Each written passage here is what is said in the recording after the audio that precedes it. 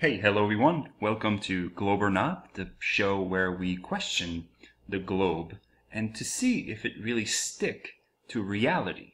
Because as you know, we all been through the education system where of course we live on a ball. But right now, there are so many lies that are around us that I say, hey, let's just throw all our assumption out there and just for fun, let's see if this one could also be a lie. So, to really kind of grasp the idea, I went on and went over the internet and looked for a little 3D modeling to do some little tests, right? A little perception test to see how that plays out in 3D environment. So as you can see here, I have a sphere, big ball, which could represent the Earth. And if you really zoom in, and I really tried to make it as big as possible, so it could, oh, I'm having a little issue here, but trying to get it as big as possible on the model, and put a little airplane in there because, as I mentioned in prior episode, I used to be a flight attendant. And the first part is I want you to pay attention to one really important fact. Is right now we have the three axes. As you can see here, we have our X, Y, and Z right there. And at the bottom here on the X here, we have an infinite plane. And as you can see, no matter how high I go, the infinite plane is always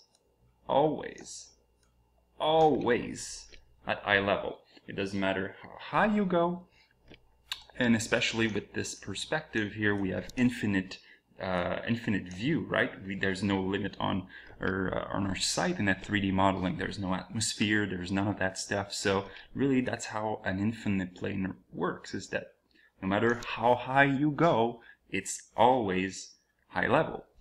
So even if we play here with the little here, so this is going to be how we play around it. So just for fun, let's go back to our little plane around here.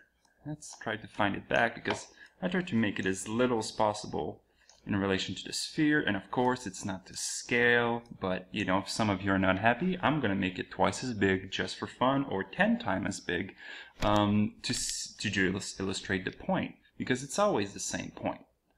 If you're above a sphere, okay, let's try to get as close as possible to that little plane.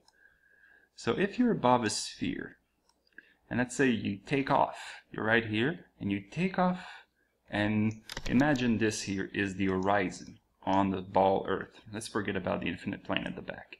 So you take off, and look at what's happening to the horizon. It's falling. It's always falling.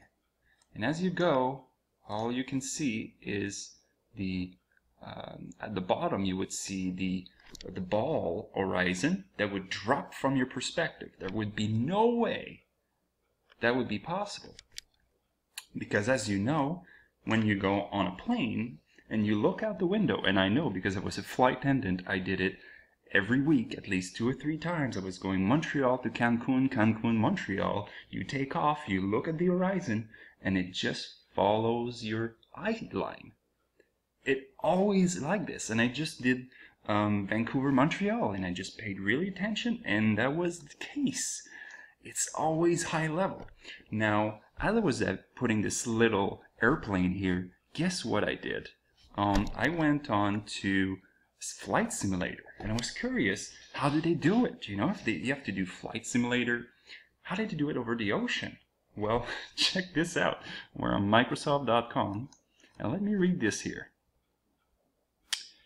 The RQD algorithm, as published, is really intended for flat Earth terrain, where the sea level elevation reference is assumed to be an infinite plane. Since Flight Simulator model the Earth's curvature, we had to modify the algorithm a bit.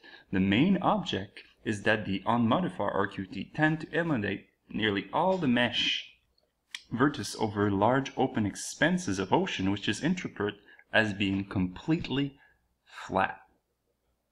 Now, if you were going to create a model of reality and you're doing around the ball, but it doesn't work over the ocean, you have to make it a plane.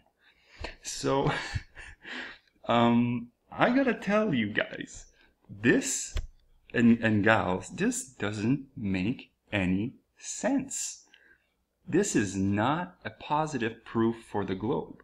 So as I was going around and looking at my my little tab to see, okay, is that a proof for a globe, or is it not a proof for or against, or it's definitely a proof that it's not a ball?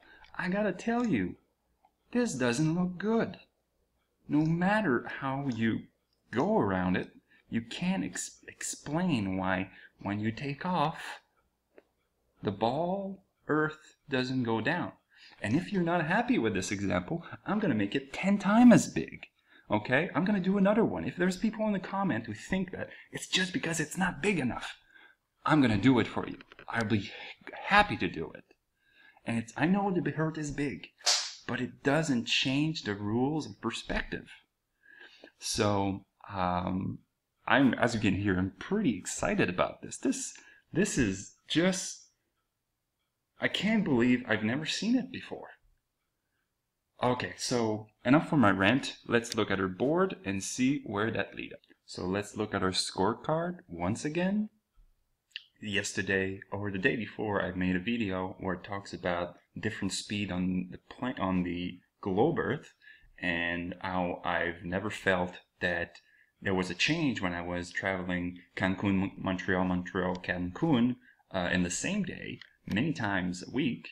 So, you know, with the explanation of physicists, I was like, okay, this is not a proof nor a disproof, but it was definitely weird. So that was not a negative proof for the globe. So that's why we have this one here. But the one I did today, I've put a proof that it's not a globe, and I have a hard time believing I'm saying this, but I'm calling out all the debunkers out there.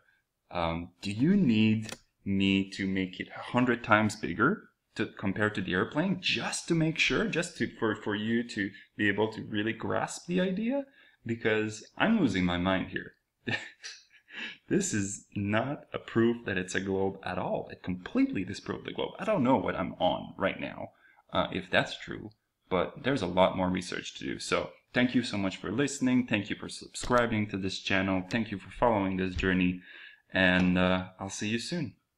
Take care.